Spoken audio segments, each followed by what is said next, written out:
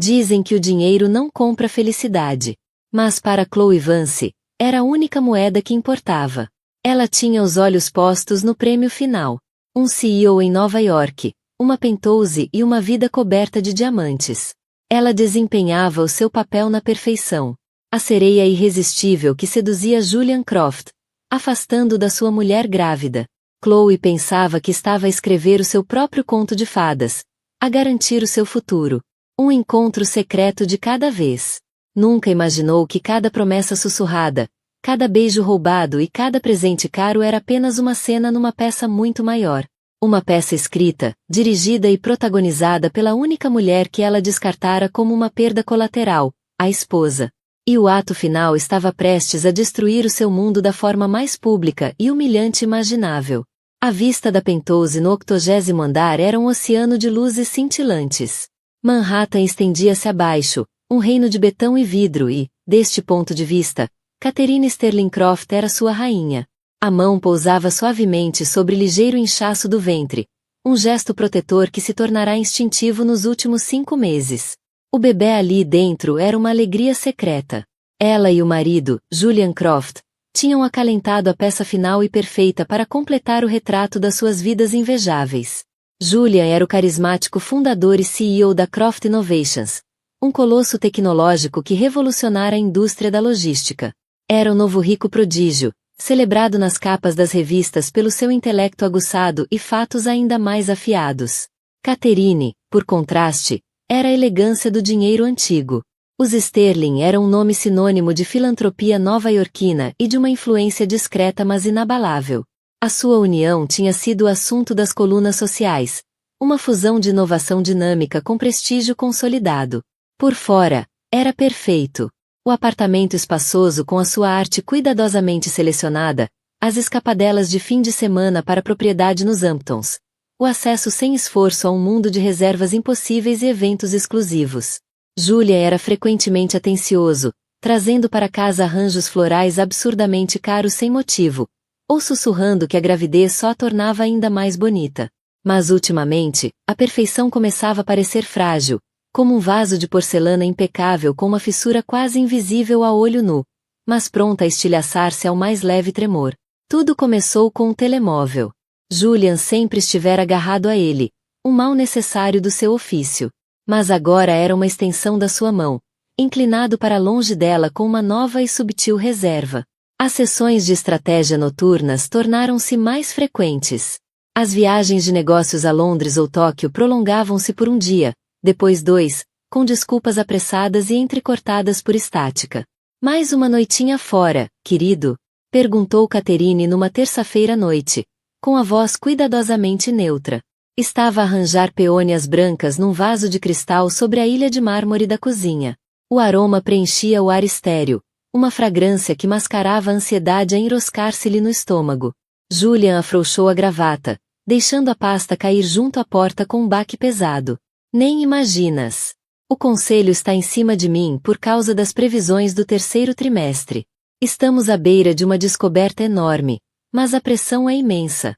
Aproximou-se e beijou-lhe o topo da cabeça.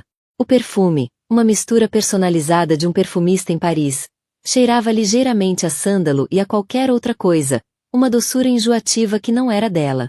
Uma nota floral, algo barato. Ela forçou um sorriso. Bem, tens de cuidar de ti, e de nós.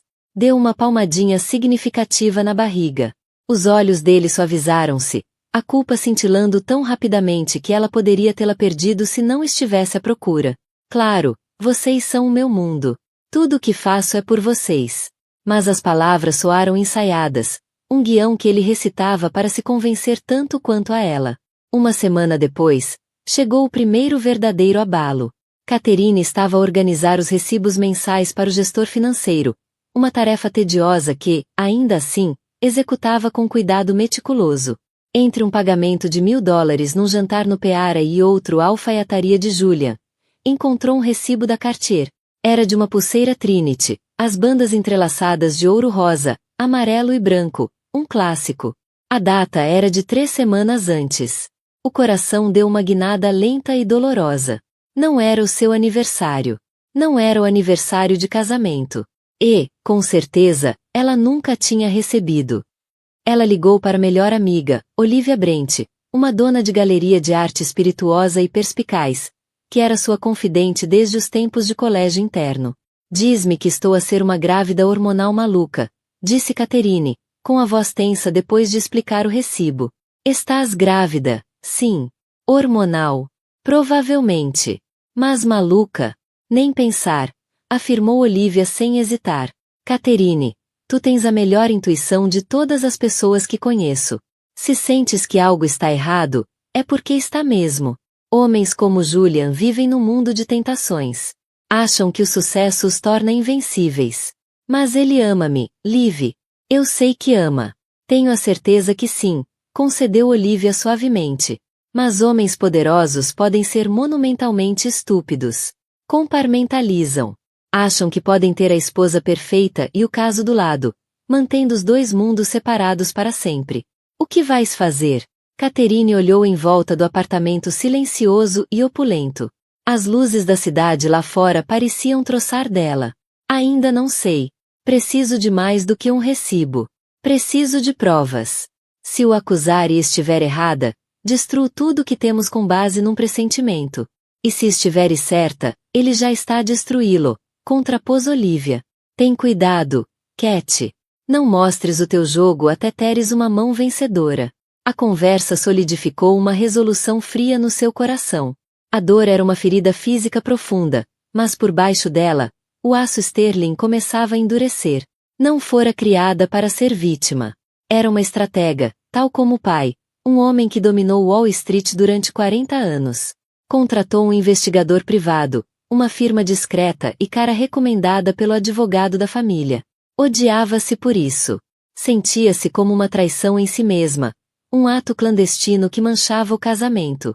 Mas o recibo da Cartier era uma farpa na sua mente, e ela tinha de atirar. 2 semanas depois, um envelope Manila simples chegou por estafeta. Catherine esperou até Julian partir para um retiro de fim de semana com conselho em Aspen. As mãos tremiam enquanto se sentava a secretária de pau rosa, com o horizonte da cidade como pano de fundo cinzento e implacável. No interior estavam fotografias, imagens granuladas tiradas com lente de longo alcance, mas inconfundíveis. Julian estava a rir, com o braço possessivamente à volta de uma jovem com uma ambição feroz nos olhos e um cabelo loiro artificial. Saíam de um boutique hotel em Sorro. Noutra foto, estavam a jantar a uma mesa com pouca luz, com as cabeças inclinadas uma para a outra. Na última imagem condenatória, a mulher erguia o pulso para admirar a nova peça de joalharia. A pulseira Trinity da Cartier. O ar saiu dos pulmões de Catherine num grito mudo. O vaso não tinha apenas uma fissura. Estava estilhaçado em 1000 pedaços aos seus pés. A dor era cegante, uma agonia branca e ardente que a consumia. A tempestade passou, e no seu rasto ficou uma calma gélida e profunda. A dor continuava lá, uma pedra fria e pesada no peito, mas já não era sua dona. Era combustível. Olivia estava errada. Um Royal Flush não era suficiente. Confrontá-lo traria pedidos de desculpa lacrimejantes, promessas vazias, um divórcio confuso em que advogados dissecariam os ossos da sua vida. Chloe, a mulher nas fotos, provavelmente receberia um acordo e desapareceria. Uma nota de rodapé menor no seu drama. Julian talvez até acabasse perdoado. Não, isso não era justiça. Não era solução. Era uma concessão. Um divórcio simples seria uma libertação. O que Julian e aquela mulher mereciam era uma lição, um acerto de contas. Uma ruína meticulosamente planeada e executada que não só acabaria com o caso, como também desmantelaria os alicerces da ambição da amante e forçaria Julian a confrontar o abismo da sua própria fraqueza. Pegou no telefone. A mão estava firme agora. Não ligou a um advogado. Ligou à única pessoa no mundo que entenderia a necessidade de algo mais do que apenas vingança. A única pessoa que adoraria o jogo. O irmão, Marcus Sterling. Marcus, disse ela, com a voz desprovida de emoção. Preciso da tua ajuda. É sobre o Julian. E tenho um plano. Chloe Vance acreditava na manifestação. Mas não do tipo suave com yoga e incenso, e sim numa perseguição implacável e focada do desejo. E o seu desejo tinha um nome. O 1%. Do seu pequeno estúdio em Bushwick, um contraste gritante com o mundo que almejava. Passava horas a fazer scroll no Instagram e na Forbes, estudando os hábitos e habitats dos ultra-ricos. Não se via como uma forasteira a espreitar, mas sim como uma predadora a estudar a sua presa. A sua amiga Zara, que trabalhava como bottle girl num clube do Meapakin District, era cúmplice e facilitadora. Olha, Chloe, dissera Zara, sentada na beira da cama e a limar as unhas acrílicas. És linda, és inteligente, e estás faminta. Não desperdices isso com algum artista falido que acha que partilhar um Uber é um luxo. Foste feita para coisas maiores. Só precisas da plataforma certa. Chloe não podia estar mais de acordo. Trabalhará 2 anos como assistente de marketing júnior numa firma tecnológica antiquada de segunda linha. A ver homens com metade da sua inteligência e 1/10 da sua ambição serem promovidos só porque tinham ido às escolas certas ou jogado golfe com as pessoas certas. Viu que o sistema estava viciado. Por isso decidiu viciá-lo a seu favor. O casamento, concluiu, era a fusão e aquisição mais rápida e eficaz que uma mulher como ela podia executar. Julian Croft tornou-se o seu alvo por design. Tinha lido um artigo sobre ele na Wired, detalhando a sua ascensão meteórica. Era brilhante, determinado e, mais importante, casado com uma mulher que, na opinião de Chloe, era apenas uma presença decorativa do dinheiro antigo. Catherine Sterling Croft era bonita de forma clássica e discreta, mas faltava-lhe o fogo, a garra que Chloe cultivava. Era uma peça de museu. Chloe era uma chama viva. Ela planeou o primeiro encontro com a precisão de uma campanha militar. Descobriu através de um ex-funcionário descontente no LinkedIn que Julian ia frequentemente beber sozinho ao Avari, um bar de coquetéis de luxo em Columbo Circle, para descomprimir após uma semana difícil. Escolheu a armadura com cuidado, um vestido de seda que era ligeiramente demasiado ousado para o local, saltos que faziam as suas pernas parecer intermináveis, e um perfume, um aroma intenso de gardênia, impossível de ignorar. Sentou-se ao balcão, a saborear um único coquetel caro, e esperou. Quando Julia entrou, com ar cansado e poderoso, ela captou-lhe o olhar acidentalmente e deu-lhe um pequeno sorriso cúmplice. Quando ele se sentou a poucos bancos de distância, fingiu estar concentrada num livro, ironicamente, uma biografia de Napoleão. Demorou menos de 10 minutos. Isso parece leitura pesada para uma noite de sexta, disse ele, com uma voz tão suave quanto o uísque envelhecido que o barman lhe servia. Chloe ergueu os olhos, fingindo surpresa. Acho que o melhor é aprender com quem sabia conquistar o mundo. Fechou o livro, os dedos traçando o título. Chloe Vance, disse ela, estendendo a mão. As unhas estavam impecáveis, pintadas de um vermelho predador profundo. Julian Croft. Eu sei, disse ela com uma confiança que roçava a arrogância. Toda a gente no mundo da tecnologia sabe quem és. O anzol estava lançado. Ele ficou lisonjeado. Ao longo da hora seguinte, ela tocou-lhe como uma virtuosa. Estava impressionada com o trabalho dele, mas não deslumbrada. Desafiava suas opiniões sobre tendências de mercado, mostrando que era mais do que um rosto bonito. Ouvia com atenção, o olhar sempre firme no dele, fazendo sentir como se fosse o único homem no universo. Era o coquetel perfeito de intelecto, beleza e admiração descarada. Nunca mencionou a esposa. Quando ele olhou para a aliança, uma banda sólida de platina, ela simplesmente seguiu o olhar com os seus. Um vislumbre de algo, decepção, compreensão, antes de mudar de assunto com um sorriso. Estava a plantar uma semente. Ela não julga, ela entende. Acompanhou-a até ao passeio para apanhar um táxi. Não devia, disse ele, o conflito interno visível no rosto. Mas adorava continuar esta conversa. Eu não sou destruidora de lares, Julian, disse ela suavemente, colocando uma mão no braço dele. O toque era elétrico. Mas também não sou cega. Vejo um homem que não está a ser celebrado. Se algum dia quiseres falar com alguém que entende, tens o meu número. Ela já o tinha escrito num guardanapo e enfiado discretamente no bolso do casaco dele. Foi um gesto ousado, presunçoso, e compensou. Ele mandou mensagem no dia seguinte. O caso escalou rapidamente, de almoços discretos em bistros escondidos à tardes na luxuosa e estéril suíte do Greenwich Hotel. Chloe era tudo o que Catherine não era. Onde Catherine era calma, Chloe era fogo. Onde o mundo de Catherine era legado silencioso, o de Chloe era ambição feroz e palpável. Fazia Julian sentir-se um rei, um conquistador, não apenas um marido. Ela não entende a pressão que tens, murmurava Chloe, traçando com os dedos a linha do maxilar dele enquanto jaziam entre os lençóis emaranhados do hotel. O dinheiro dela foi herdado. O teu foi ganho. É diferente. ChatGPT Said. É real. Ela era perita em identificar as inseguranças dele e em apaziguá-las. Elogiava as decisões de negócios mais arriscadas, validava as frustrações dele com o conselho de administração, e fazia-o sentir-se visto de uma forma que já não sentia há anos.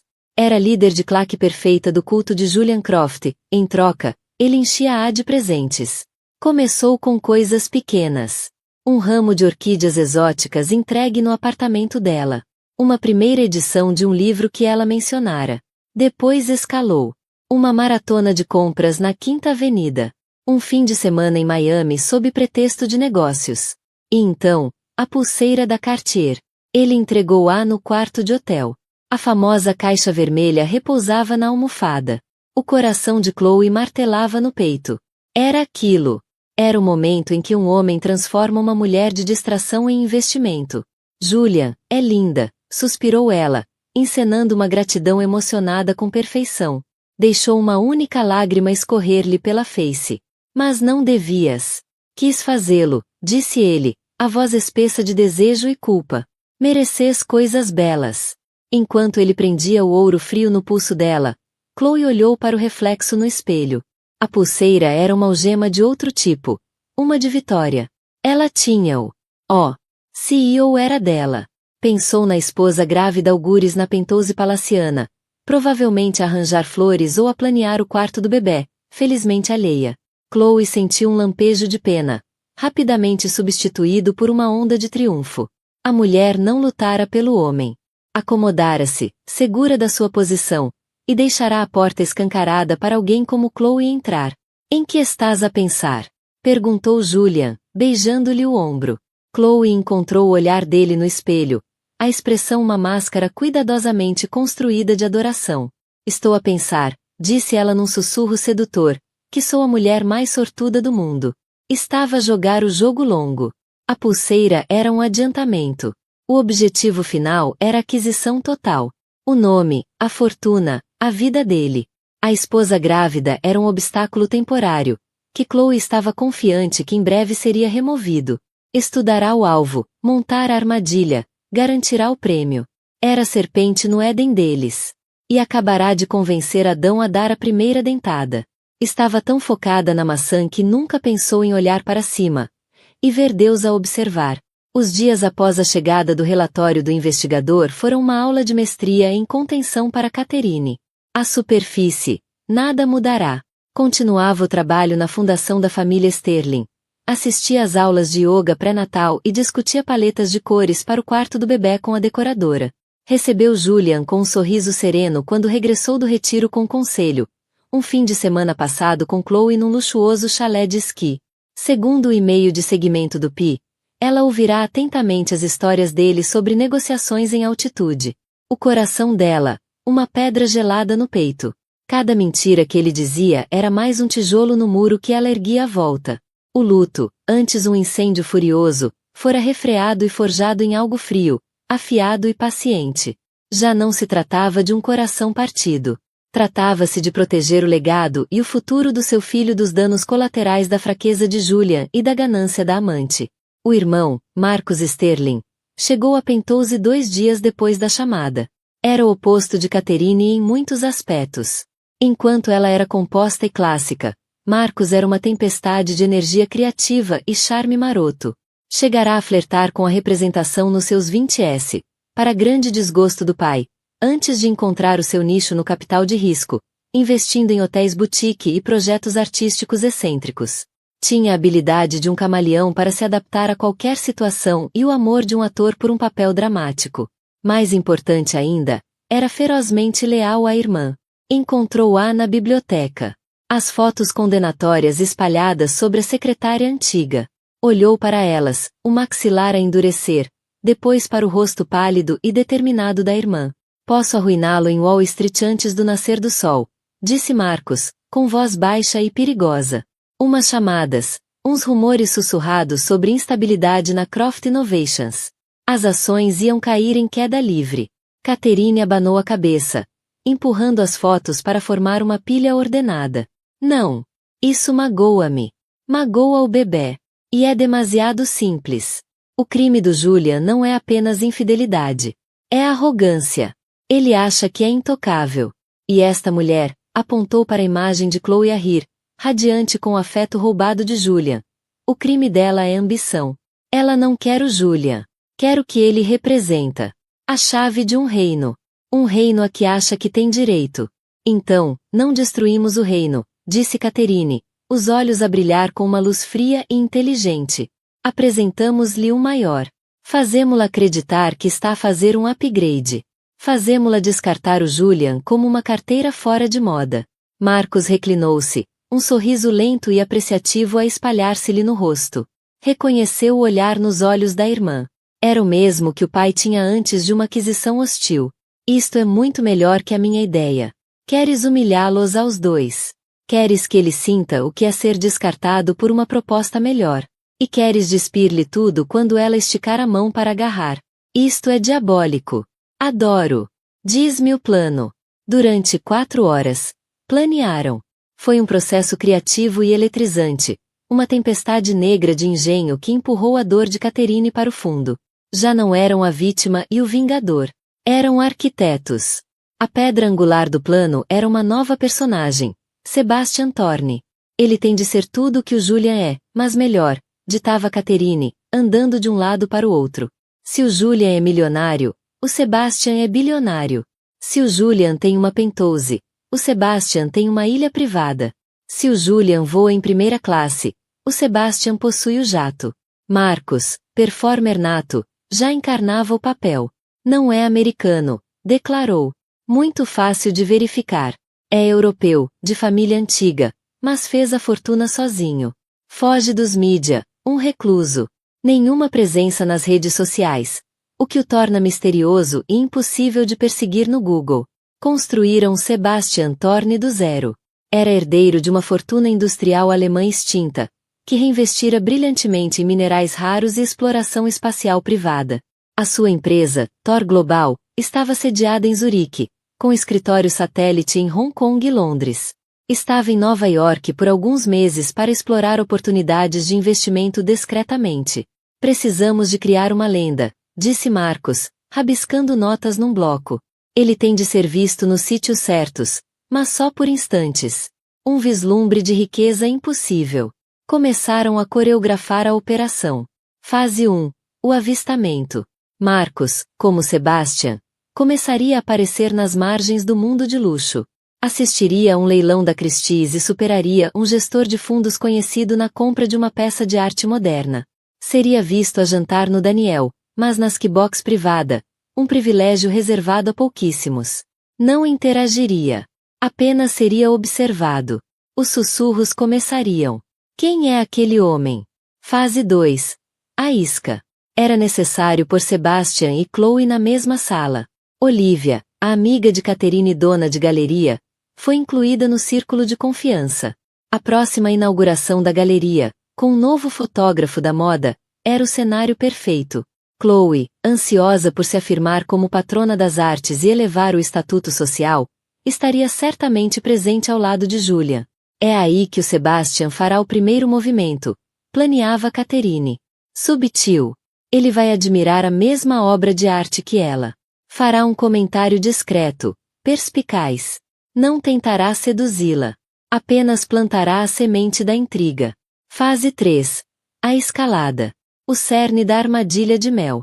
Sebastian orquestraria uma série de encontros casuais. Iria deslumbrar Chloe não com ostentação crua de dinheiro, mas com um nível de sofisticação e acesso que faria o mundo de Julian parecer de segunda. Não mandaria flores. Mandaria uma orquídea rara, vinda nessa manhã da Costa Rica, com um simples bilhete manuscrito em alemão. Não ofereceria uma maratona de compras.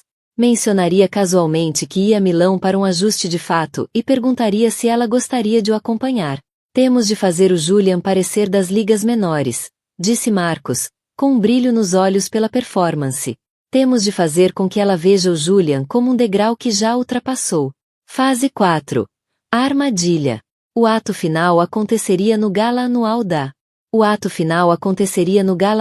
Fundação da Família Sterling, o ponto alto do calendário social nova-iorquino.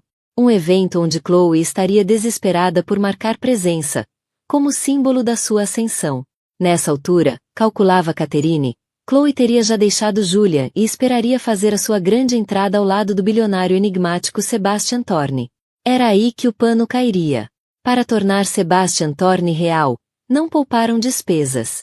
Marcos recebeu um novo guarda-roupa de fatos por medida, um relógio Patek Philippe do cofre da família e um cartão preto Amex sem limite concebível. Alugaram um Maybach preto com motorista.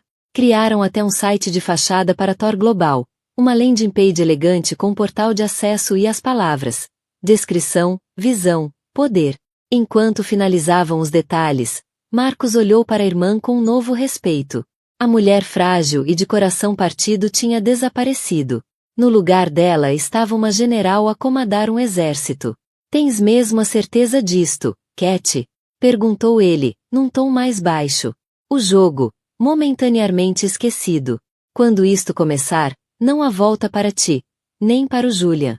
Catherine olhou para as luzes da cidade, o seu reflexo, um fantasma pálido no vidro. A mão pousou na barriga. O Julian e eu, como éramos. Isso acabou no momento em que ele deu aquela pulseira a outra mulher. Eu não estou a destruir o meu casamento, Marcos. Estou a descobrir o que sobra dele. E estou a proteger o direito de nascença do meu filho de uma predadora. Isto não é só vingança contra ela. É um teste para ele. Vamos ver como reage quando a maré vira. Vamos ver do que é feito quando for ele o descartado. A voz dela era nítida e cortante como gelo. O plano estava em marcha. A arquiteta traçara os planos. Agora era a altura de começar a construir a armadilha. A armadilha foi lançada na inauguração da Galeria de Olivia Brent em Chelsea. O espaço branco e cavernoso fervilhava com a elite cultural autoproclamada da cidade. O champanhe fluía e o ar crepitava com networking e beijos no ar. Chloe chegou agarrada ao braço de Julian como um troféu.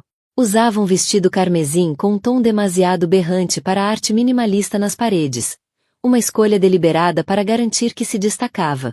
Observava a sala com o olhar atento de um falcão a catalogar rostos influentes, desesperados por serem vistos, por pertencerem. Julian parecia distraído, um homem puxado em duas direções. Apresentou Chloe a alguns conhecidos com uma casualidade forçada que não passou despercebida, referindo-se a ela como consultora de marketing. A mentira pairava no ar como uma nuvem. Catherine preparara Marcos meticulosamente. Não te aproximes diretamente dela. Instruíra. Deixa que ela te veja. Que sinta a tua presença antes de ouvires uma palavra tua. Marcos, no papel de Sebastian Thorne, era uma obra-prima de poder subtil.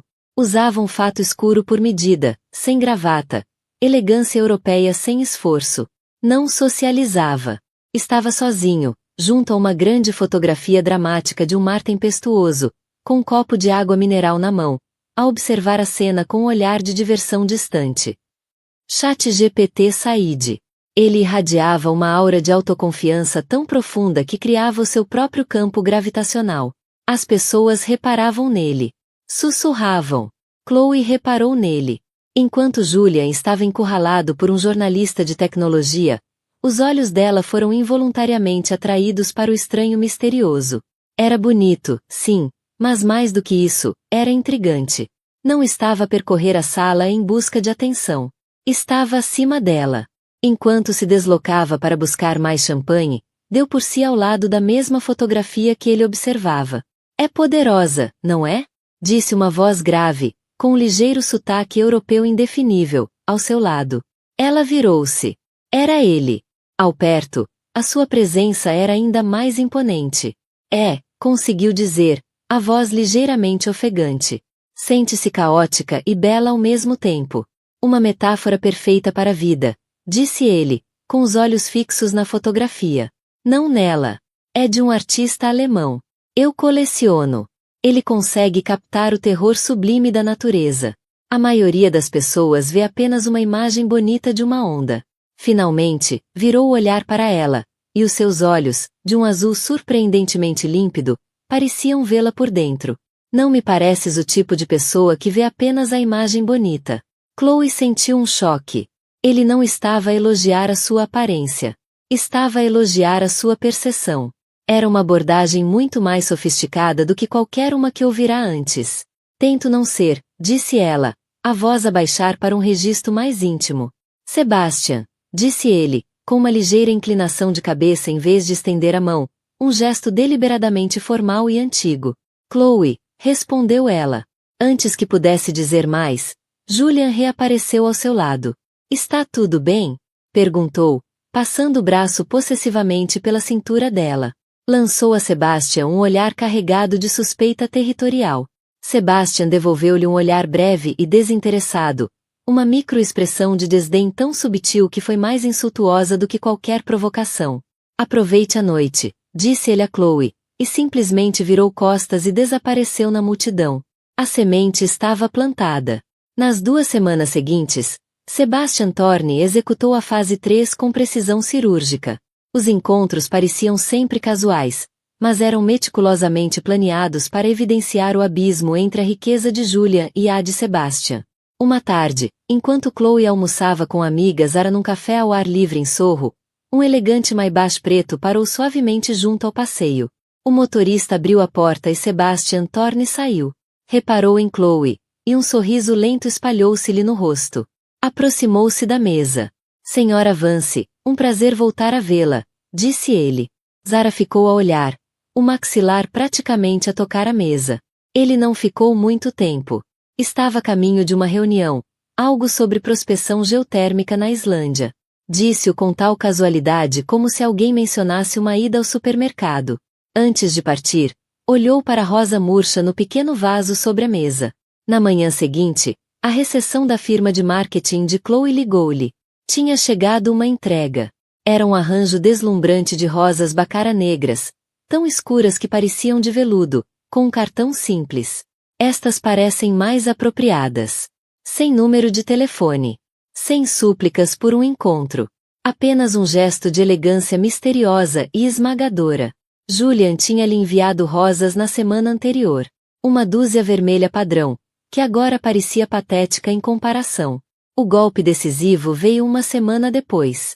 Chloe queixava-se a Julian, durante o jantar, da frustração com o trabalho. São tão limitados, Julian. Tenho ideias que poderiam revolucionar toda a estratégia deles. Mas ninguém me ouve. Leva tempo a subir na carreira, querida, dissera Julian com um tom ligeiramente condescendente. No dia seguinte, um estafeta entregou um envelope grosso no escritório dela. No interior, um bilhete em primeira classe para Milão, num jato privado, com data para o fim de semana seguinte. A nota era breve. Dizem que a melhor armadura de negócios é forjada em Itália. Tenho uma prova de fatos com o meu alfaiate. Tomei a liberdade de marcar uma consulta para si também. Uma mente como a sua merece um guarda-roupa à altura. Um carro estará à sua porta sábado de manhã. É, claro, inteiramente sua escolha. Era isso. O cheque-mate. Não era apenas um presente. Era um desafio. Um convite para um mundo ao qual Julian Croft, com todos os seus milhões, não tinha acesso. O mundo dos jatos privados, fatos italianos feitos por medida e poder casualmente global. Olhou para a pulseira da Cartier no pulso. Há semanas parecia o prêmio máximo. Agora parecia uma bugiganga, um prêmio de consolação das ligas menores. A decisão foi rápida e brutal. Terminou com Julia nessa noite, no carro, depois de ele a levar a jantar. Ele falava sobre um possível centro de distribuição em Nova Jersey. O mundo dele parecia, de repente, pequeno, doméstico. Julian, acho que isto não está a funcionar, disse ela, a voz fria e treinada. Ele ficou atônito. Do que estás a falar? Estivemos em Miami há dias. Eu comprei-te. Isto não é sobre o que me podes comprar, mentiu ela, cortando-o. É sobre ambição. Preciso de estar com alguém maior, que veja o mundo como um tabuleiro de xadrez, não apenas como um único setor de mercado. Acho que te acomodaste. Eu não. As palavras foram escolhidas para ferir o ego, o ponto mais vulnerável de qualquer homem como ele. Ele ficou sem palavras. Ele, Julian Croft, o titã da tecnologia, a ser informado de que não era ambicioso o suficiente, pela mulher por quem arriscara o casamento. A ironia perdeu-se nele, afogado na dor da rejeição. A outra pessoa? Perguntou por fim, a voz tensa de orgulho ferido. Chloe lançou-lhe um olhar piedoso. Não sejas ridículo, disse, deixando a dúvida pairar o suficiente para soar assim. Acho apenas que queremos coisas diferentes. Desejo-te o melhor. Julian. A sério. Saiu do carro e afastou-se sem olhar para trás, deixando sentado num silêncio atônito e humilhado. Sentiu um momento de algo, não culpa, mas talvez o êxtase da caça. Tinha descartado um CEO. Estava a caminho de algo maior. De volta ao apartamento, fez as malas. Olhou para o bilhete para Milão, o coração a bater com antecipação triunfante. Era Chloe Vance. E estava prestes a ser vestida com a armadura de uma rainha, pronta para ocupar o lugar ao lado de um verdadeiro rei. Jogará o jogo. E vencera. O convite para o gala da Fundação Sterling chegará pelo correio nesse mesmo dia. Um cartão espesso, creme, com letras em relevo. Inicialmente, planeava pressionar Julian a levá-la. Agora, chegaria com Sebastian Thorne. Seria a sua verdadeira coroação. Imaginava o olhar da mulherzinha grávida de Julian ao ver quem a substituíra. Estava tudo a correr melhor do que ela alguma vez imaginara. O salão de baile do Pierre Hotel era uma sinfonia de opulência. Lustres de cristal, cada um do tamanho de um carro, derramavam luz sobre o mar das figuras mais poderosas e influentes de Nova York. O tema do gala da Fundação Sterling era Fundamentos para o Futuro, uma celebração do trabalho de caridade em prol da educação de crianças desfavorecidas. Para os convidados, porém, era o derradeiro palco para exibir estatuto e riqueza. Chloe Vance fez a sua entrada sentindo que, finalmente, tinha chegado ao centro do universo. Usava um vestido de prata líquida, uma peça personalizada adquirida em Milão na sua viagem vertiginosa com Sebastian. A peça moldava-se a cada curva, ousada e deslumbrante. No braço, porém, não estava o bilionário que esperava. Sebastian ligara-lhe nessa tarde, a voz suave, o pedido de desculpa elegante. Uma crise súbita e inevitável no escritório de Zurique. Um lançamento de satélite sofrerá uma ligeira anomalia orbital. As palavras eram tão inacreditavelmente importantes, tão além do alcance da vida normal, que ela não podia ficar aborrecida. Estarei lá, minha querida. Prometo, dissera ele. Mas chegarei tarde. Vai na mesma. O meu motorista levar-te-á. Quero que faças a tua entrada. Serás a mulher mais radiante da sala. Encontrar-te-ei assim que chegar. E assim, chegou sozinha. Um gesto que, por si só, era uma afirmação de confiança. Entrou não como acompanhante, mas como uma mulher que pertencia ali. Já sentia os sussurros, os olhares curiosos. Quem é ela? A história que contaria, que esperava por Sebastian Thorne, só aumentaria o mistério. Os olhos dela varreram a sala. Procuravam. Viu Julian quase de imediato. Estava junto ao bar, com ar abatido e envelhecido, a segurar um copo de uísque. Viu-a, e o rosto dele contraiu-se num misto de dor e raiva. Chloe cruzou o olhar dele por um breve instante, oferecendo-lhe um pequeno sorriso piedoso antes de virar costas. A satisfação era deliciosa. ChatGPT Said. Então ela viu a Catherine Sterling Croft estava de pé no centro de um pequeno grupo, o ponto focal inegável da sala. Não usava um vestido chamativo, mas sim um elegante vestido de veludo azul escuro que caía graciosamente sobre a sua forma grávida. Diamantes brilhavam-lhe na garganta e nas orelhas. O tipo de joias silenciosas e pesadas que passam de geração em geração, não compradas por impulso. Ela não tentava ser o centro das atenções. Simplesmente era. Irradiava um poder sereno e inabalável que fazia o vestido prateado de Chloe parecer, de repente, barato e desesperado. Os olhos das duas mulheres encontrarão-se através da sala cheia. Catherine ofereceu um sorriso educado e enigmático. Uma rainha a reconhecer uma cortesã. Determinada a agarrar o momento, Chloe começou a circular, lançando o nome de Sebastian nas conversas com uma despreocupação cuidadosamente encenada. Oh, esta coisa velha, dizia ela sobre o vestido. O Sebastian insistiu que fosse feito em Milão. O Sebastian espera conseguir vir. Está apenas a resolver uma pequena anomalia orbital com um dos satélites. As reações eram uma mistura de espanto e confusão, exatamente o que ela queria. 1 hora depois do início do evento, um silêncio desceu sobre a sala enquanto Catherine subia ao palco para dar o discurso de boas-vindas. Falou com eloquência sobre a missão da fundação, a voz calma e clara. Construímos fundações para crianças, disse ela, varrendo a sala com o olhar. Mas também devemos ser vigilantes quanto às fundações das nossas próprias vidas. Devemos garantir que são construídas com confiança, integridade e verdade. Porque quando essas fundações são fracas, tudo o que é construído sobre elas corre o risco de ruir. A palavra parecia pairar no ar, carregada de um significado que apenas algumas pessoas naquela sala começavam a perceber. Julian remexeu-se desconfortável. Chloe sentiu um arrepio de inquietação. Após o discurso, Catherine desceu do palco e começou a mover-se pela sala. Chloe observou-a, como uma predadora a avaliar a rival. Decidiu que era agora. Iria aproximar-se, apresentar-se e dar o golpe final. A menção casual do seu novo benfeitor superior. Mas antes que pudesse mover-se, Catherine já caminhava diretamente para ela. Senhora Vance, disse Catherine, a voz suave como seda, sou Catherine Croft. Creio que nunca fomos formalmente apresentadas. Chloe ficou momentaneamente abalada. Esperava ser ela a controlar este encontro. Um prazer, disse, recuperando rapidamente. O seu discurso foi muito comovente. Obrigada, respondeu Catherine, mantendo o olhar fixo em Chloe. Vi que chegou sozinha. Está à espera de alguém? Era a abertura. Estou, na verdade, disse Chloe, um sorriso triunfante a formar-se nos lábios. Sebastian Thorne. Não sei se o conhece. É bastante reservado. O sorriso de Catherine alargou-se. Sebastian Thorne, repetiu, saboreando o nome. Sim, conheço muito bem. Na verdade, ele acabou de chegar. Da multidão, surgiu um homem a caminhar na direção delas. Mas não era o bilionário europeu elegante. Era Marcus Sterling, o irmão de Catherine. Usava o mesmo fato por medida e o relógio Patek Philippe, mas a expressão era diferente.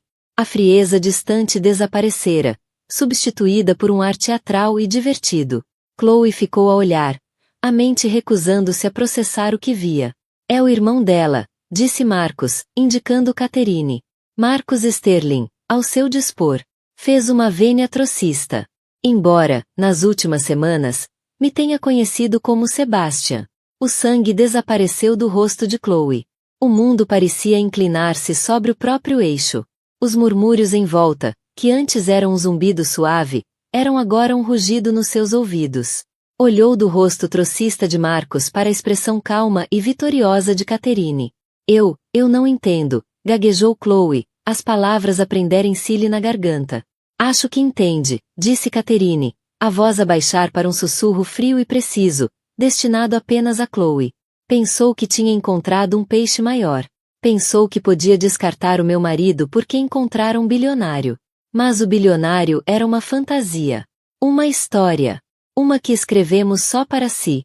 Os olhos de Chloe saltaram em redor. As pessoas estavam agora a olhar abertamente, telemóveis meio erguidos. Viu Olivia Brent ali perto, com uma expressão de sombria satisfação. Viu Julian, imóvel junto ao bar, o rosto uma máscara de horror absoluto a despontar, enquanto compreendia finalmente toda a extensão do que acontecia. Ele não era apenas um marido traído. Era um peão no jogo brutal e meticuloso da vingança da própria esposa. Fora descartado e humilhado por Chloe, apenas para descobrir que a sua mulher orquestrara tudo. Cada encontro fortuito, explicou Marcos, saboreando o monólogo. Cada presente, cada voo, cada palavra que lhe disse foi uma linha num guião escrito pela minha irmã. Não é uma caça-fortunas, Chloe. É apenas uma tola. Caiu no truque mais velho do mundo. A sua própria ganância. A humilhação era uma força física a comprimir-lhe o peito, a roubar-lhe o ar dos pulmões. O vestido prateado parecia agora uma armadura derretida sobre a pele. A sua entrada triunfal tornará-se uma execução pública. O meu marido era fraco, disse Catherine, a voz cortando o choque de Chloe. E você, predatória. Ambos mereciam uma lição sobre consequências. Você, Sra. Vance, queria uma fundação de riqueza. Em vez disso, será um conto de advertência.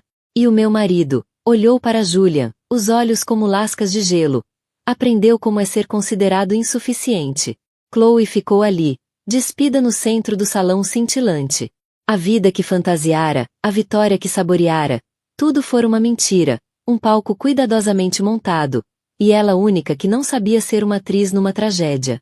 Virou-se e fugiu, empurrando-se pela multidão de rostos estupefactos e sussurrantes, o som do julgamento deles a persegui-la pela fria noite nova-iorquina. Catherine observou-a a sair, a expressão inescrutável. Não levantara a voz. Não chorara. Apenas desmantelara uma predadora, um problema, com a fria e silenciosa eficiência de uma especialista em desarmar bombas. Depois, voltou o olhar para o marido, que permanecia pálido e destroçado do outro lado da sala. A primeira parte do plano estava concluída. A segunda estava prestes a começar. O rescaldo do gala foi um banho de sangue nas colunas sociais e nas redes sociais. A história era demasiado suculenta para ser ignorada. A amante ambiciosa, o bilionário falso, e a esposa grávida e brilhante que orquestrara o plano de vingança mais elaborado que a alta sociedade nova-iorquina já vira. Um fundo para o nosso filho, do qual eu sou a única curadora até que atinja a maioridade. Continuarás com o título de CEO. Continuarás a receber o teu salário. Mas o teu poder de decisão, tanto na empresa como nas finanças, será agora partilhado. Terei um lugar permanente no conselho. Os teus gastos pessoais estarão sujeitos à revisão. Seremos parceiros no verdadeiro sentido da palavra. Julian, o teu reino já não é só teu. Ele fitou-a, estarrecido. Isto era mais do que uma punição. Era um golpe de Estado. Uma reestruturação total da sua existência. Estás a tirar-me a empresa, murmurou ele. Não, corrigiu ela, com calma. Estou a proteger o principal ativo da nossa família. Provaste que eras um gestor fraco, que eras vulnerável. Por isso, estou a instalar um novo sistema de controlo e equilíbrio. Pensa em mim como teu conselho de administração pessoal. Ele viu o checkmate. Se recusasse, ela pediria o divórcio. E o escândalo subsequente, aliado à perda do apoio e conexões da família Sterling, destruiria a empresa de qualquer forma. Perderia a mulher, o filho e uma enorme parte da fortuna. O plano dela oferecia-lhe um caminho, estreito, humilhante, para manter os três. E quanto a nós? Perguntou ele, quase num sussurro. O que acontece conosco? Continuaremos casados, disse Catherine. O nosso filho nascerá com um pai e uma mãe sob o mesmo teto. Dormirás no quarto de hóspedes. Irás à terapia. Trabalharás todos os dias para recuperar uma fração da confiança que destruíste. O perdão não está em cima da mesa. Não é algo que eu possa dar-te agora. Mas, com o tempo, poderás merecer o direito de voltar a pedi-lo. Ela delineou os novos alicerces da vida deles, construídos sobre as cinzas do anterior. Não havia paixão na sua voz. Apenas propósito. Vira a fissura na gaiola dourada. E, em vez de arremendar, destruíra-a. E agora erguia uma fortaleza no seu lugar. Uma fortaleza para proteger o seu filho. Julian Croft, o visionário da tecnologia, o mestre do seu universo, compreendeu finalmente o que era poder verdadeiro. Não estava em negócios mediáticos nem no reconhecimento público. Estava na determinação silenciosa e inabalável da mulher à sua frente. Confundira a graça com fraqueza. A compostura com complacência. Agora via-a como ela era. A superfície calma de um oceano profundo e formidável. Pegou numa caneta, a mão a tremer, e assinou os documentos. Assinou o fim do seu domínio. Cedeu o controlo do império que construíra, entregando as chaves à mulher que traíra. Era o fim do seu reinado. E, para Catherine, e para a criança que carregava, era o início de uma nova dinastia inabalável, fundada não numa crença ingênua no amor, mas na certeza fria e dura do controlo. O futuro deles não seria um conto de fadas. Mas seria seguro. E, no mundo deles, esse era o único felizes para sempre que verdadeiramente importava. E assim termina, não apenas uma história de infidelidade, mas uma narrativa de estratégia arrebatadora e vingança gelada. Catherine Croft provou que a mulher mais perigosa não é a que grita e atira pratos, mas a que sorri, espera, e desmonta os seus inimigos com a precisão de uma mestre de xadrez. Ela não se limitou a vingar-se. Reescreveu as regras do jogo, garantindo o futuro do filho e colocando o marido firmemente no seu devido lugar. E tu? O que achaste do plano dela? Justiça brilhante, ou um passo longe demais? Diz-me nos comentários abaixo. Se adoras histórias de drama, intriga e pessoas poderosas a receber exatamente o que merecem, carrega no gosto e partilha este vídeo com alguém que aprecia um prato de vingança bem servido. E, acima de tudo, subscreve o canal e ativa as notificações para não perderes o nosso próximo drama da vida real. Nunca se sabe de que mundo perfeito estarás prestes a ver ruir. Os imponentes portões da propriedade de Davenport, outrora um símbolo da minha vida perfeita, agora pareciam a entrada para o meu próprio inferno pessoal. Lá dentro, o meu marido, Julia, o homem que eu amava desde que éramos namorados na universidade, brindava um futuro que não me incluía.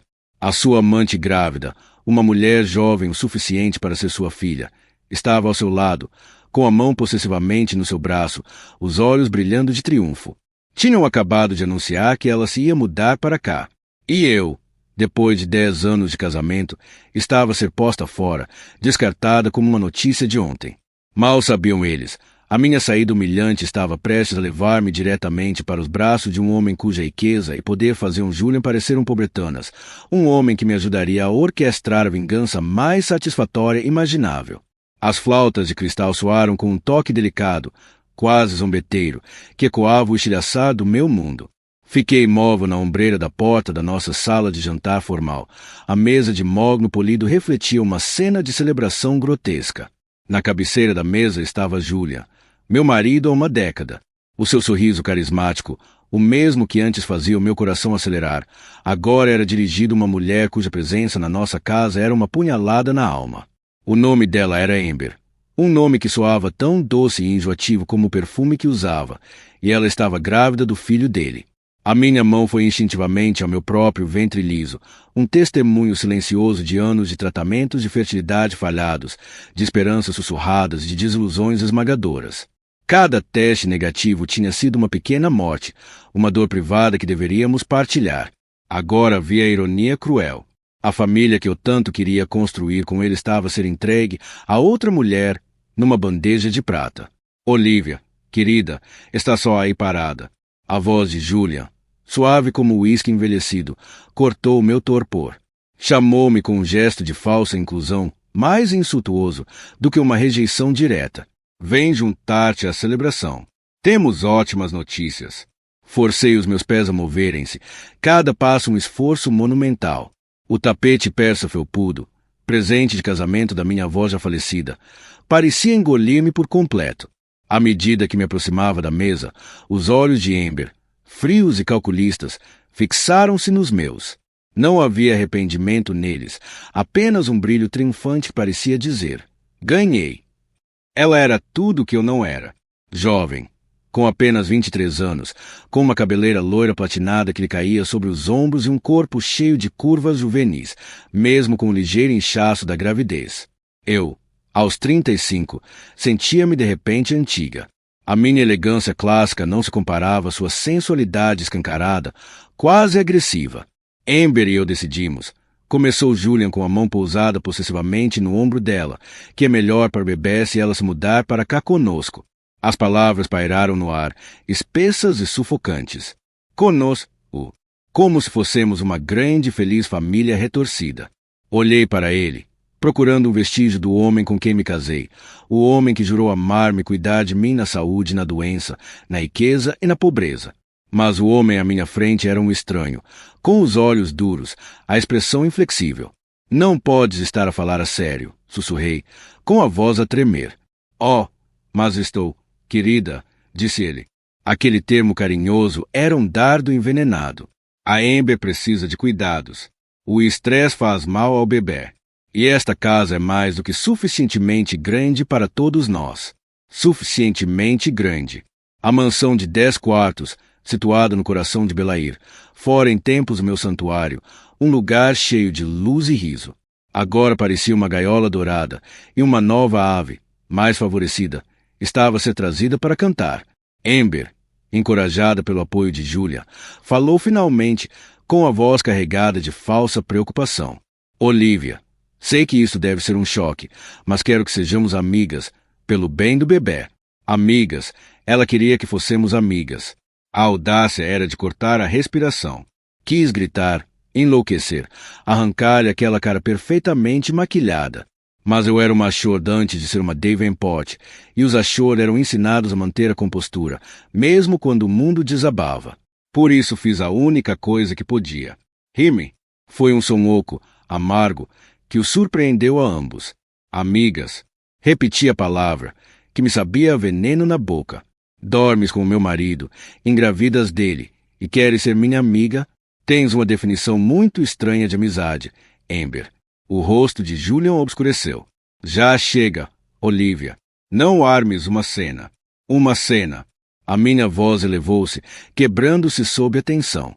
Estás a mudar a tua amante grávida para nossa casa e dizes-me para não armar uma cena? O que esperavas, Julia? Que eu aceitasse isto calada. Que fingisse uma família feliz com a mulher que destruiu o nosso casamento. O nosso casamento acabou muito antes da Amber, respondeu ele, com palavras que eram um golpe cruel e calculado. Não finjas o contrário. Estávamos apenas a seguir os passos.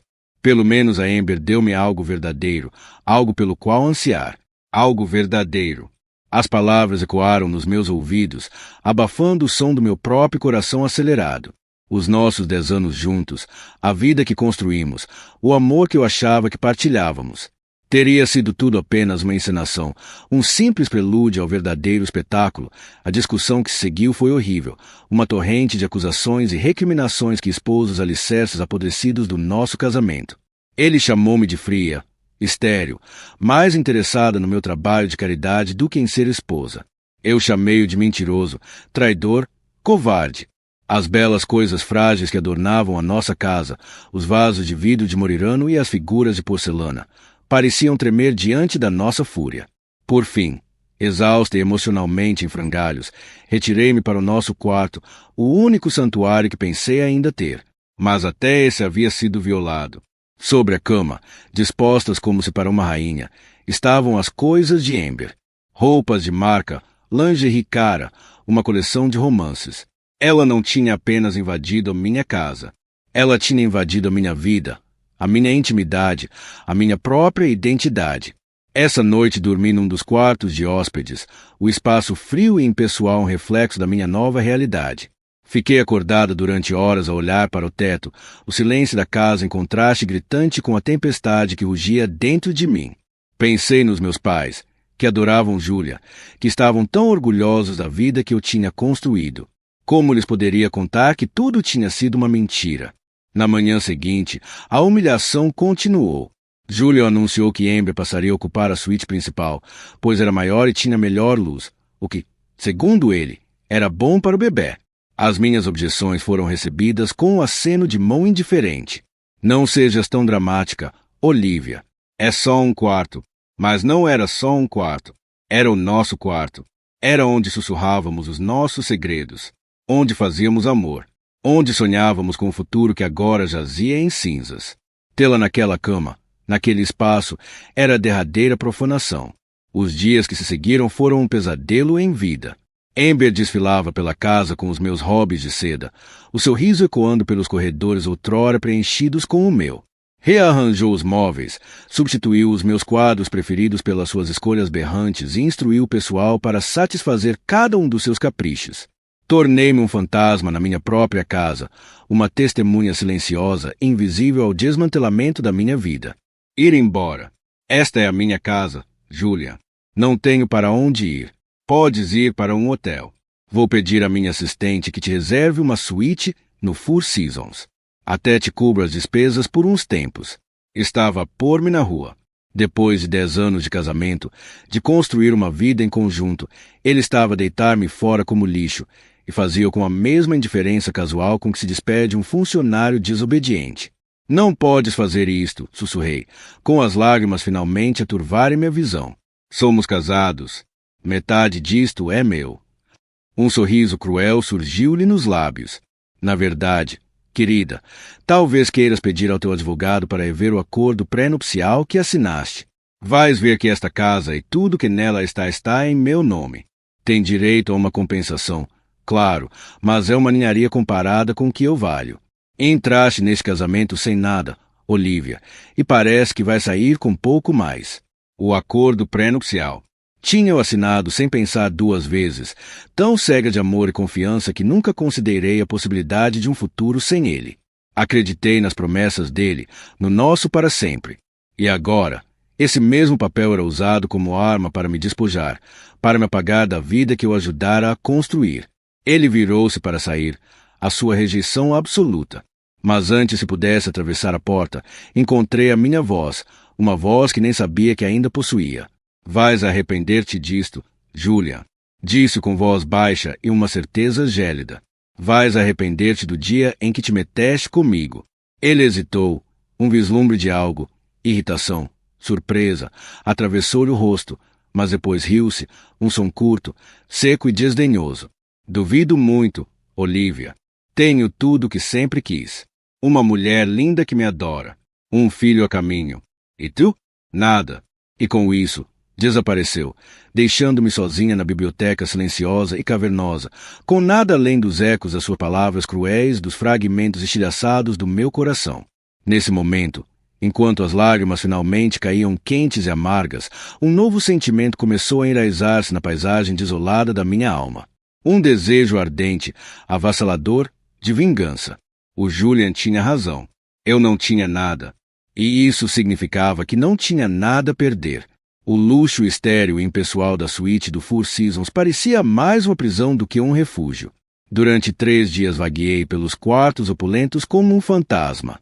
As vistas deslumbrantes do horizonte da cidade em total contraste com o vazio do meu mundo interior. Pedi serviço de quartos que não comi. Vi filmes que não vi, e chorei até não ter mais lágrimas. As palavras de Júlia ecoavam na minha mente, um mantra cruel e incessante. Não tens nada. Ele foi rápido e implacável na execução. No dia seguinte a ter me posto na rua, chegou uma estafeta com um cheque, o valor da compensação estipulado no pré-nupcial. Era uma quantia substancial para a pessoa comum, mas para um homem da imensa fortuna de Júlia, era menos do que uma margem de erro.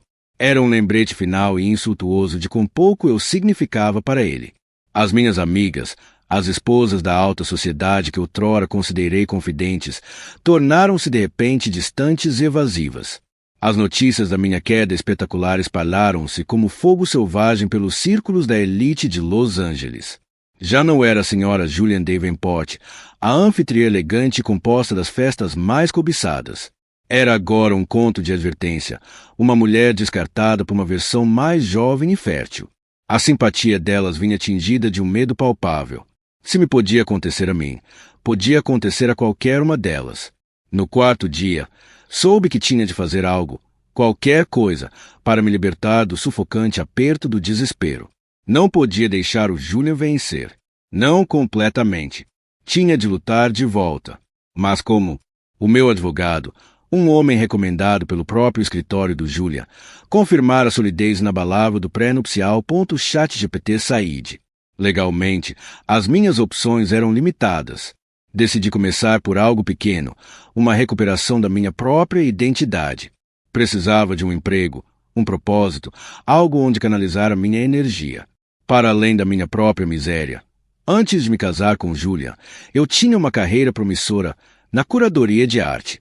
Tinha paixão por isso, um olhar apurado para o talento. Mas Julian desencorajou-me, preferindo que me focasse nas minhas funções como esposa. Passei a manhã a polir o meu currículo, há muito negligenciado.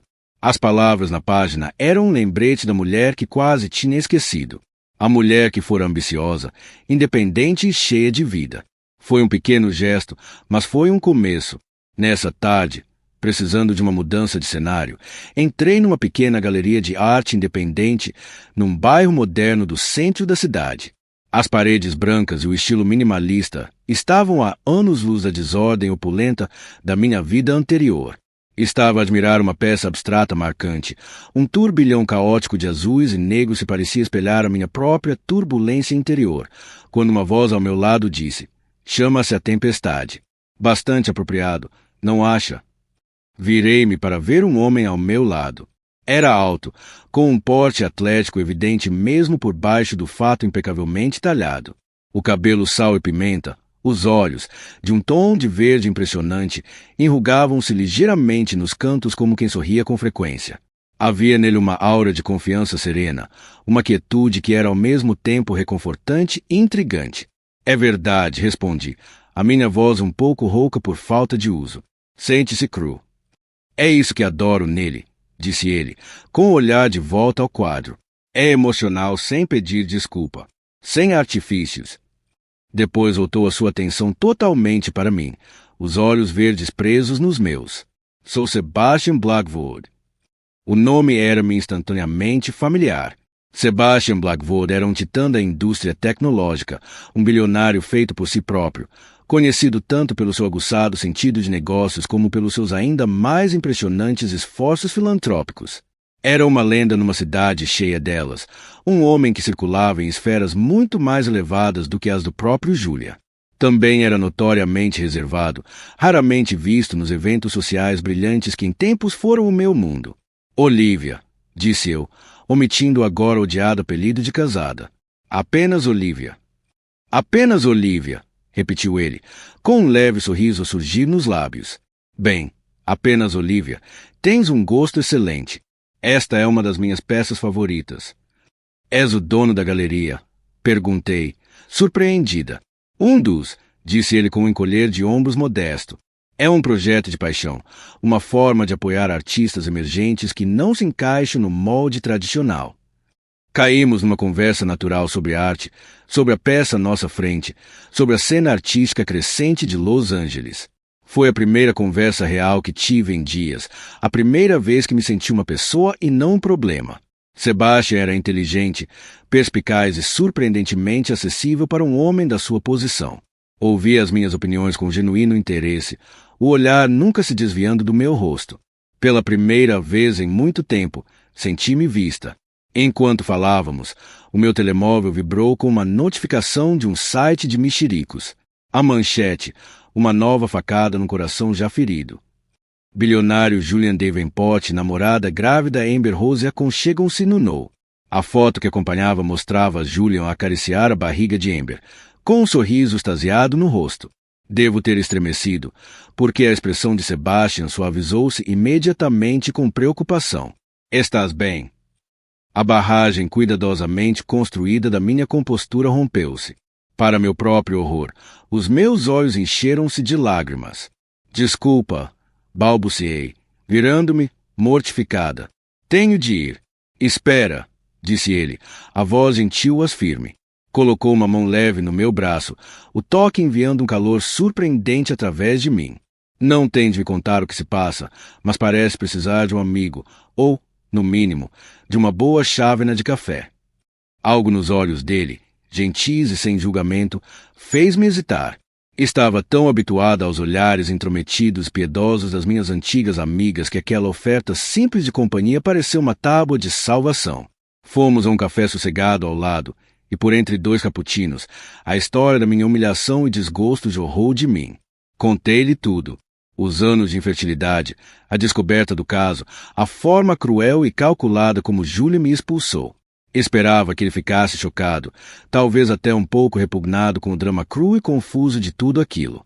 Mas Sebastian apenas ouviu, a expressão impenetrável, os olhos verdes sempre fixos nos meus. Não me interrompeu. Não ofereceu lugares comuns ou palavras vazias de conforto. Simplesmente manteve o espaço para mim, permitindo-me finalmente dar voz à totalidade da minha dor e traição. Quando terminei, a voz e as faces manchadas de lágrimas, ele permaneceu em silêncio por um longo momento. Depois disse: "Julian Davenport é um idiota."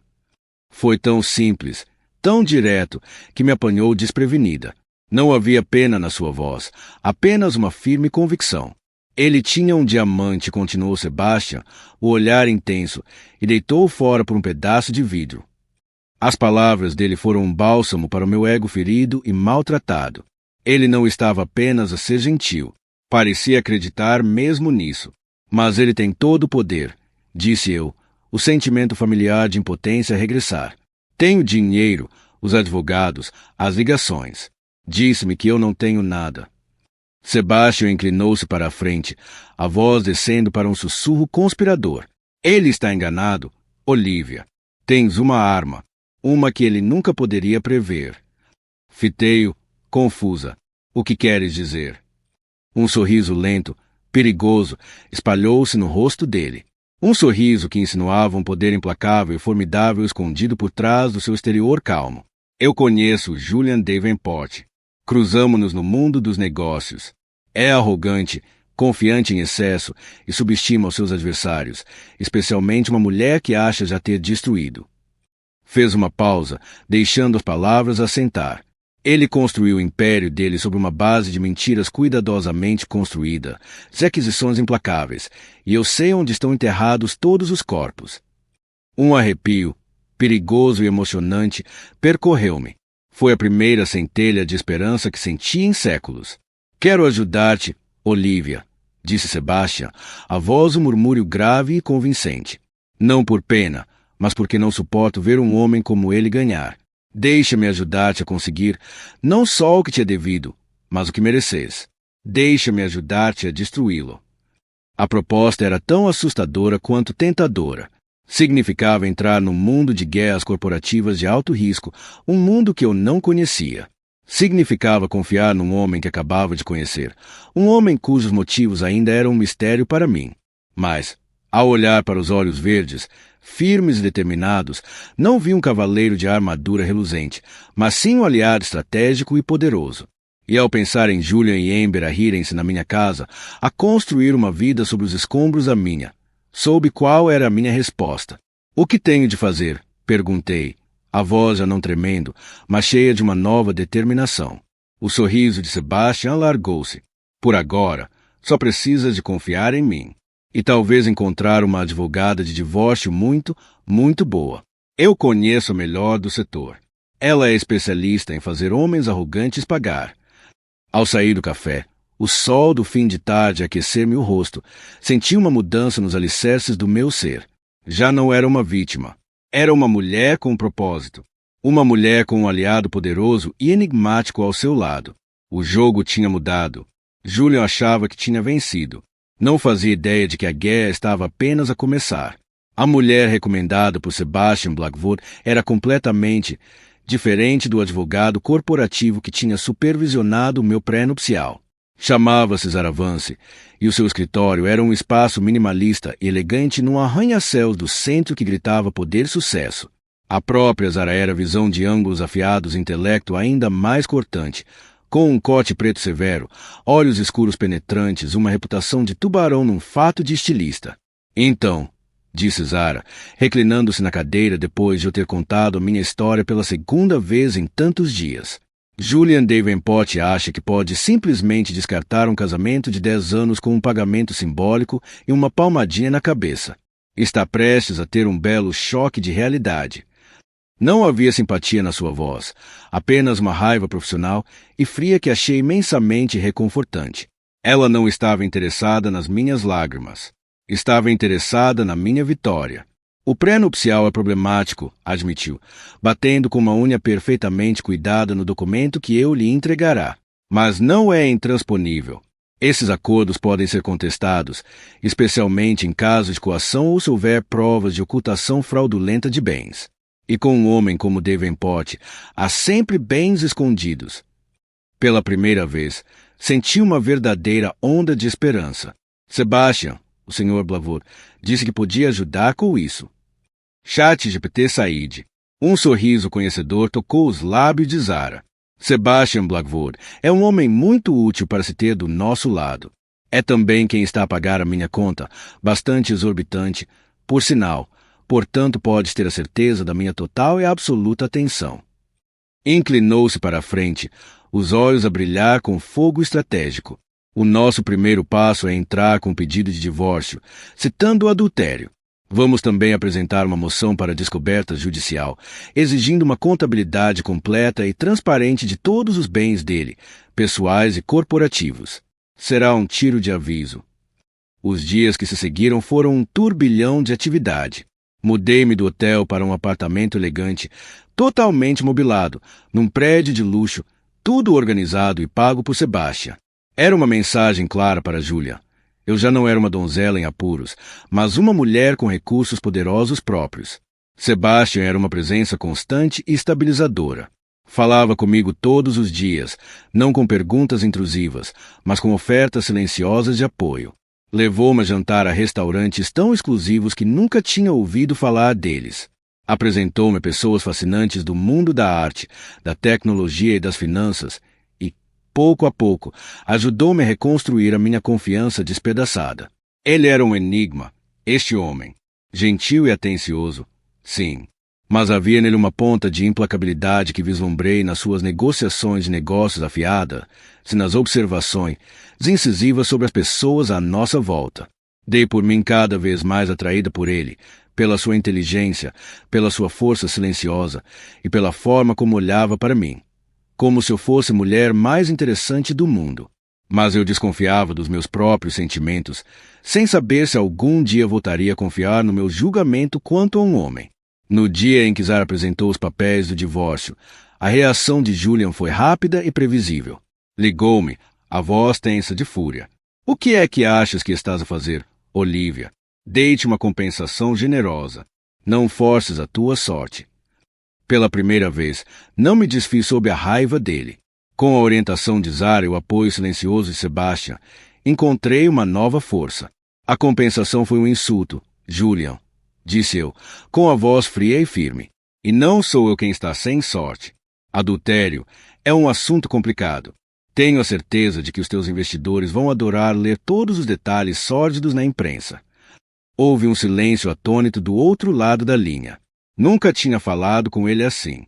Sempre fui a conciliadora, a que suavizava as arestas dele, a que acalmava os seus acessos de raiva. Não te atrevas, acabou por balbuciar, mas até aos meus próprios ouvidos a ameaça soou vazia. Experimenta, respondi e desliguei. O primeiro golpe tinha sido lançado, e acertara em cheio. Uma semana depois, Sebastian convidou-me para uma gala de beneficência, um dos maiores eventos do calendário social de Los Angeles. Está na hora de te representares ao mundo, disse ele, os olhos verdes a cintilar. Ao teu modo. Hesitei no início. A ideia de enfrentar as mesmas pessoas que tinham sussurrado sobre minha queda era assustadora, mas Sebastian foi persuasivo. Não tens nada de que te envergonhar. Olivia, entra nessa sala com a cabeça erguida. Deixa-os ver que não estás apenas a sobreviver. Estás a florescer. Enviou uma equipa de estilistas ao meu apartamento que me vestiram com um deslumbrante vestido verde esmeralda que parecia fazer a minha pele brilhar.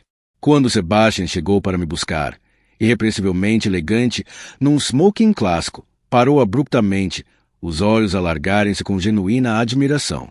Estás deslumbrante, disse ele, a voz num sussurro rouco.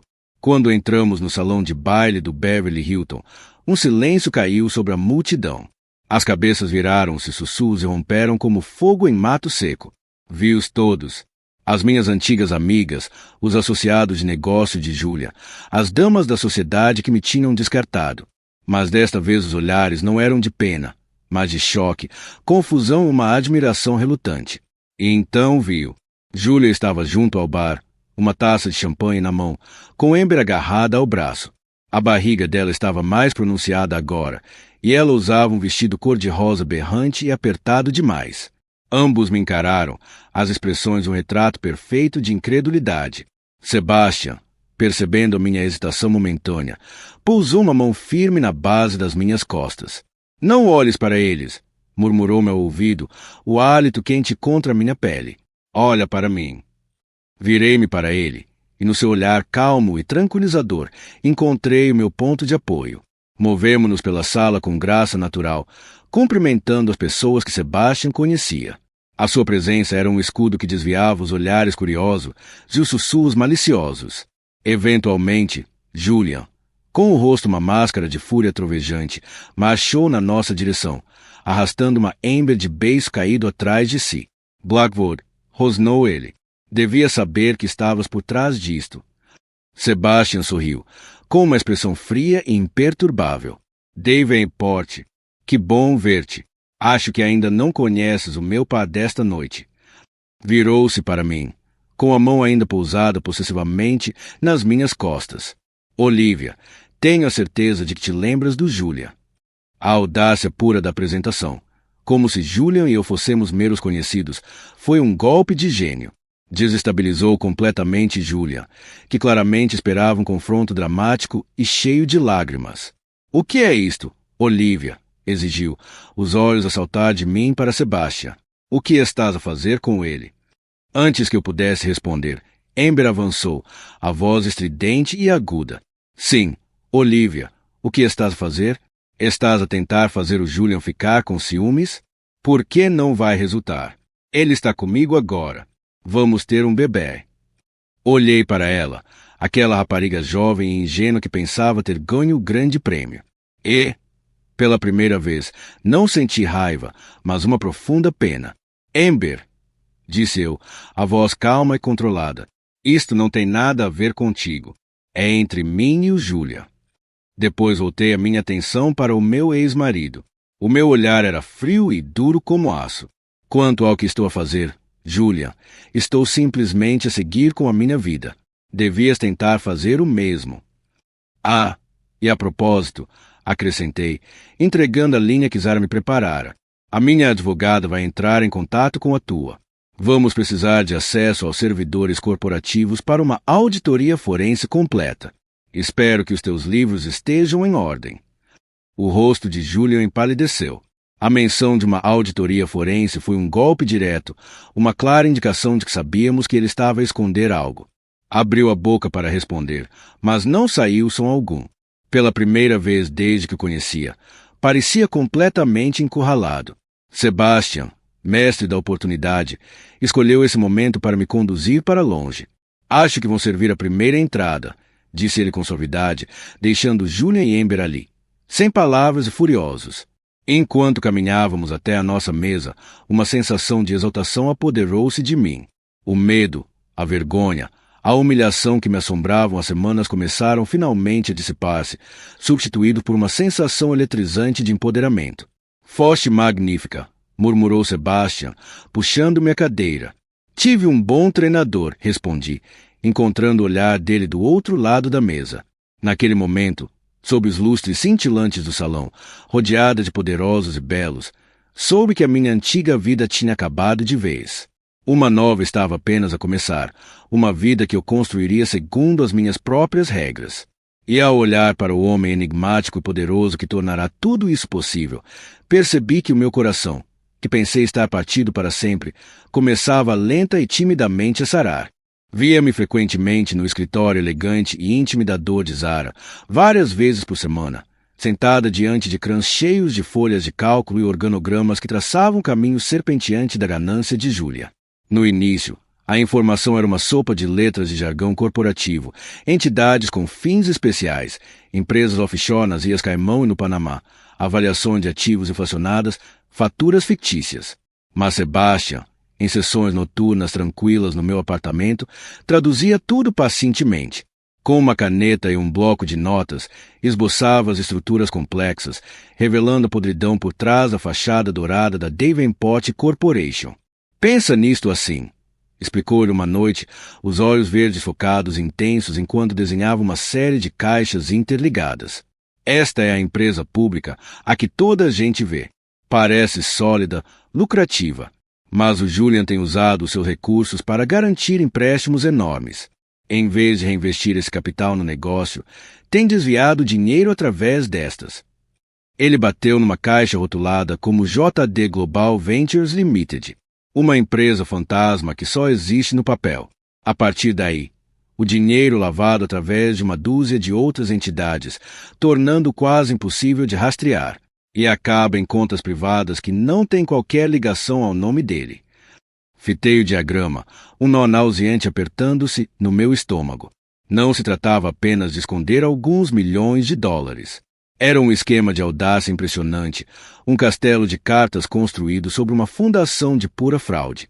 A vida que eu tinha vivido, as instituições de caridade que tinha financiado com a sua suposta generosidade, as festas luxuosas que organizamos, tudo era financiado por uma grande ilusão. Ele estava a apostar tudo, murmurei, seguindo as linhas com o dedo.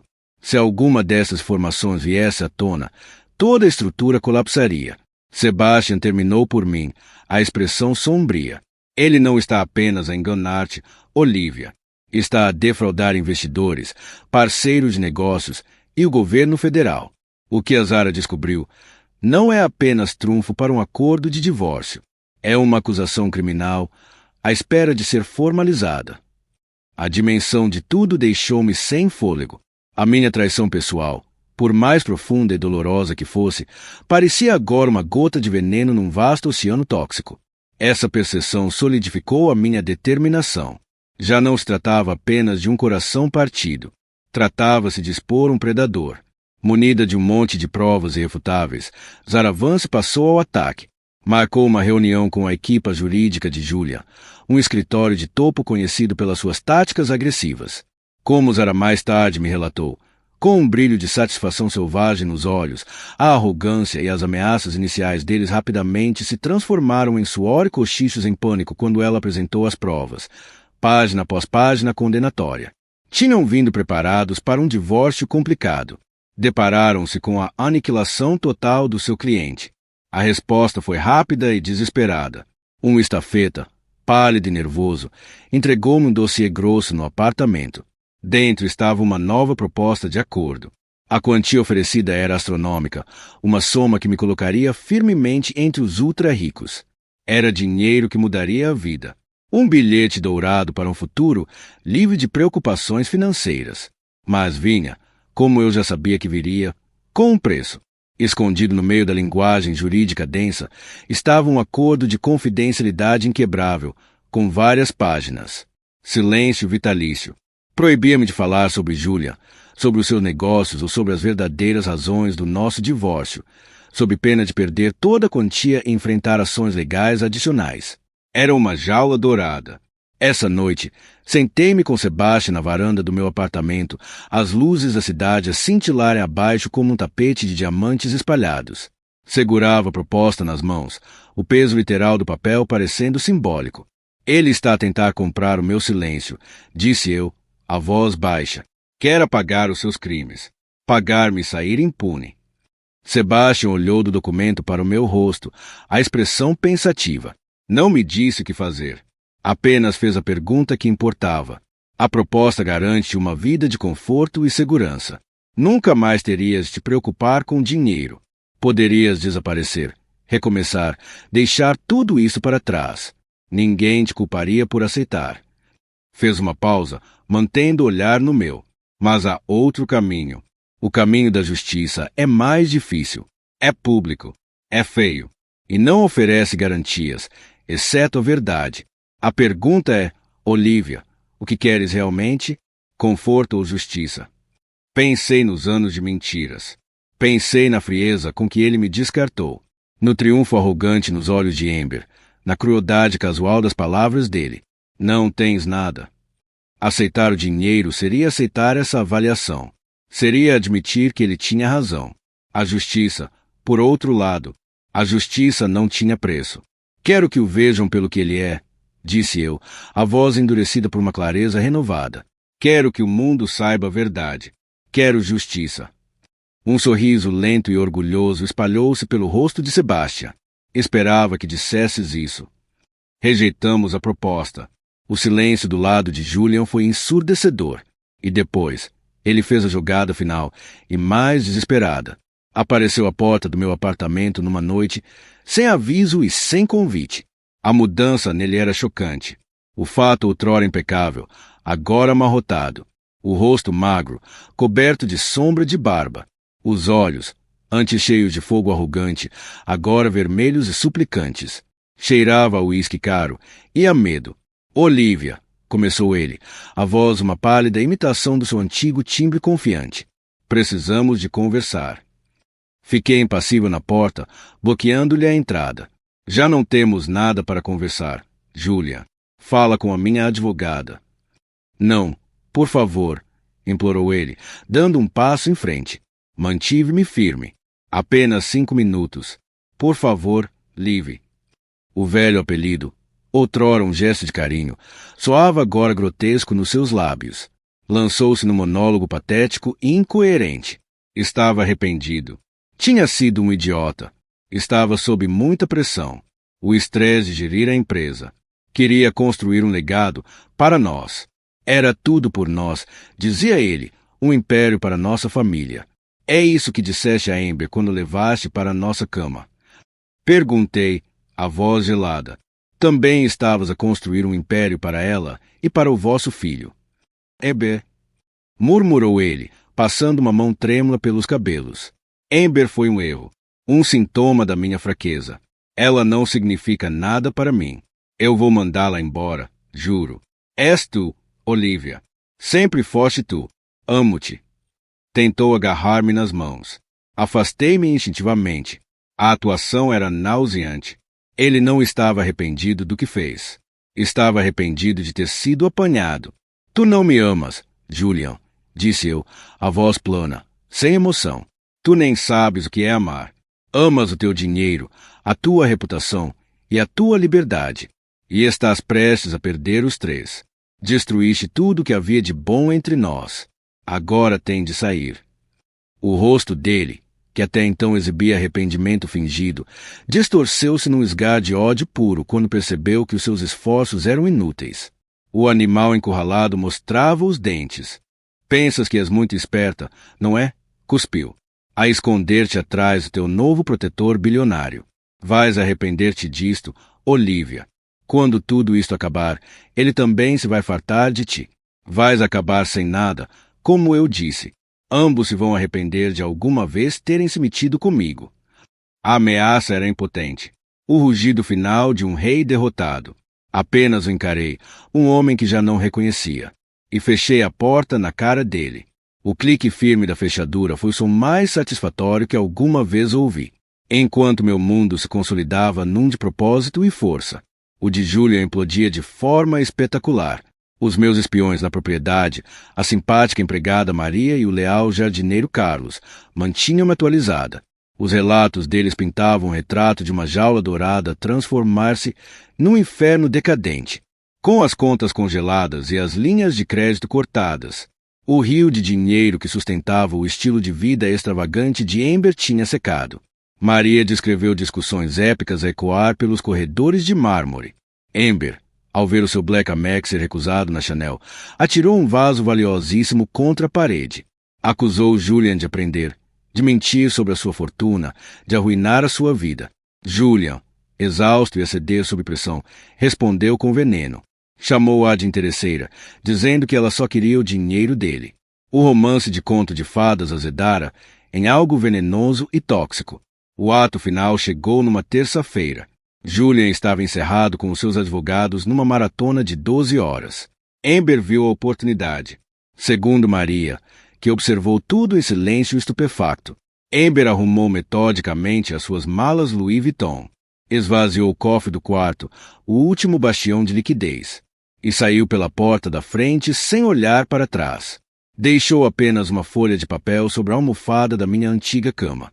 Era um comunicado do advogado dela, informando Julian de que se tinha mudado para um local seguro e de que ele poderia esperar ser notificado com documentos legais estabelecendo a paternidade e exigindo uma pensão de alimentos exorbitante. Julian voltou tarde naquela noite a uma mansão escura e silenciosa. Uma cama vazia, um cofre vazio. Perderá tudo. A esposa, a amante, o filho por nascer e o império. 2 dias depois, a bomba que montamos com tanto cuidado finalmente explodiu. Acordei com o som de uma notificação no telemóvel. A manchete do Wall Street Journal era: Império Stark Davenport implode sob acusações de fraude massiva. Estava em todo lado. A história liderava todos os noticiários. Analistas financeiros dissecavam o escândalo na televisão, usando os mesmos gráficos que Sebastian desenhara para mim. O rosto de Julian, pálido e cinzento, surgia em fotos de paparazzi por toda a internet. As consequências foram imediatas e brutais. A SEC anunciou uma investigação formal. O Conselho de Administração demitiu-o publicamente. Uma avalanche de processos de investidores e parceiros traídos começou. Ele estava arruinado, publicamente, irreversivelmente. Assistia a tudo, não com um sentimento de triunfo risonho, mas com uma profunda e silenciosa vindicação. Foi o encerramento sóbrio de um capítulo doloroso e feio. Nessa noite, Sebastian levou-me para fora da cidade em direção à costa. Não falamos muito durante o caminho. O silêncio confortável era preenchido apenas pelo soft rock no rádio. Levou-me até um trecho isolado de praia em Malibu, uma enseada privada que ele conhecia. Deixamos os sapatos no carro e caminhamos sobre a areia fresca, enquanto o sol poente sangrava pelo céu em tons deslumbrantes de carmesim e dourado. Acabou, disse eu, as palavras levadas pela brisa marítima. Um capítulo acabou, corrigiu ele suavemente, parando para me encarar. As ondas suspiravam contra a costa, num ritmo eterno e reconfortante. Ele recebeu a sua justiça. Fomos nós que a entregamos, disse eu, olhando para ele. O meu coração enchia-se de uma gratidão tão imensa que era difícil de expressar. Não, foste tu que a entregaste. Eu nunca teria conseguido fazer isto sozinha. Salvaste-me, Sebastian. Tu nunca foste uma donzela em apuros, Olivia, disse ele, a voz suave mas firme. Estendeu a mão, o toque gentil ao afastar uma madeixa de cabelo levada pelo vento do meu rosto. Os dedos dele permaneceram por um momento contra minha pele, enviando uma corrente de calor através de mim. Tiveste a coragem de lutar quando teria sido mais fácil render-te. Eu só te ajudei a apontar o canhão. O ar entre nós tremia com todas as coisas que ficaram por dizer. Nos olhos dele, vi mais do que um aliado. Vi admiração, afeto e uma profundidade de sentimento que refletia as emoções que começavam a crescer dentro de mim. Julian foi um tolo, murmurou Sebastian, o olhar fixo no meu, certificando-se de que eu compreendia o que queria dizer. Desperdiçou um tesouro que nunca mereceu. E, ao fazê-lo, levou-me até ti. Deu um pequeno passo em frente, a voz descendo para um timbre íntimo e baixo. Em tempos, pensei que a minha vida estava completa. Tenho sucesso, riqueza, mas era tudo a preto e branco. E depois entraste naquela galeria de arte. E, pela primeira vez, vi a cores. E então, quando o último fio do sol desapareceu sob o horizonte do oceano, ele aproximou-se e beijou-me. Não foi um beijo de paixão triunfante, nem de desejo súbito. Foi um beijo de profunda ternura, de reconhecimento silencioso. Foi um beijo que falava de paciência, de cura e de um porto seguro depois de uma longa e violenta tempestade. Foi um beijo que prometia não um conto de fadas simples, mas um começo autêntico, complexo e belo. Nas cinzas da minha antiga vida, encontrei mais do que vingança. Encontrei redenção. E nos braços deste homem extraordinário, estava finalmente, verdadeiramente, em casa. E assim, a minha história não é apenas sobre o fim de um casamento. É sobre o renascimento de uma mulher. É um lembrete de que, mesmo quando és empurrada para fora, deixada com o que parece ser nada, tu possuis uma força interior que nunca soubeste que tinhas. Julian achava que estava a fechar-me uma porta, mas na verdade abriu-me um portão. Um portão para uma vida de amor genuíno, respeito e valorização pessoal com um homem como Sebastian. A minha jornada de esposa de coração partida mulher triunfante por mérito próprio é a prova de que, por vezes, bater no fundo é o primeiro passo para construir uma nova fundação. Inabalável, se a minha história ressoou contigo, se te deu uma centelha de esperança, ou simplesmente um momento de drama emocionante, mostra o teu apoio. Deixa um gosto nesse vídeo. Partilha-o com alguém que talvez precise de o ouvir. E subscreve meu canal para mais histórias reais de superação da traição e de encontrar felicidade inesperada. Obrigada por ouvires.